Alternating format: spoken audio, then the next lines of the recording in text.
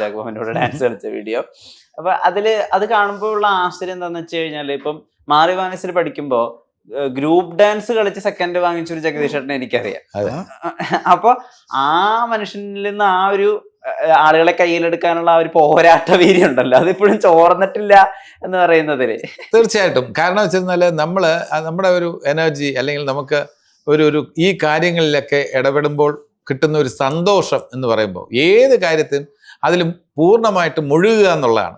ആ സമയത്ത് വിമൻസ് കോളേജിൽ നമ്മുടെ ഓഫീസർ ഓൺ ആ സമയത്ത് വിമൻസ് കോളേജിൽ ഓഫീസർ ഓൺ ഡ്യൂട്ടി അതിൻ്റെ പ്രൊമോഷനുമായി ബന്ധപ്പെട്ടാണ് അവിടെ ചെന്നത്. അപ്പോൾ എത്രത്തോളം നമുക്ക് അതിൽ കോൺട്രിബ്യൂട്ട് ചെയ്യാൻ പറ്റും എന്നുള്ള ഒരു കാര്യം അതിൽ സൂക്ഷിച്ച് നോക്കിയ ഒരു കാര്യം അറിയാം.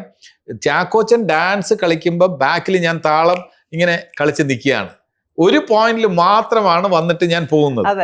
അപ്പൊ അത്രയും സ്പേസ് മതി എനിക്ക്. കൂടുതൽ നേരം ഡാൻസ് കളിച്ചാൽ ഓവർ ആകും എന്നുള്ളൊരു തിരിച്ചറിവ് എനിക്കുണ്ട്. ചാക്കോച്ചന്റെ കൂടെ അത്രയും നേരം ഡാൻസ് കളിക്കാൻ പാടില്ല. ആ തിരിച്ചറിവാണ് എന്നെ മുന്നോട്ട് നയിക്കുന്നത്. അതേ അവസരത്തിൽ ചാക്കോച്ചന് ഡാൻസ് കളിക്കാമെങ്കിൽ നമുക്കും നമ്മുടേതായിട്ടുള്ള രീതിയിൽ കുറച്ച് നേരം ഡാൻസ് കളിക്കാം. അതിന് പവറെന്നോ വിഗറെന്നോ എനർജിന്നോ ഒക്കെ പറഞ്ഞ് ആൾക്കാർ കോംപ്ലിമെന്റ് ചെയ്യുന്നുണ്ട്. അതിൽ സന്തോഷമുണ്ട്. ആ എന്തിനു വേണ്ടി അവിടെ നമ്മൾ കൂടിയിട്ടുണ്ടോ അത് നിറവേറി എന്നുള്ളതാണ് ഏറ്റവും വലിയ സന്തോഷം. നമ്മൾ പോയത് പ്രൊമോഷൻ വേണ്ടിയാണ്.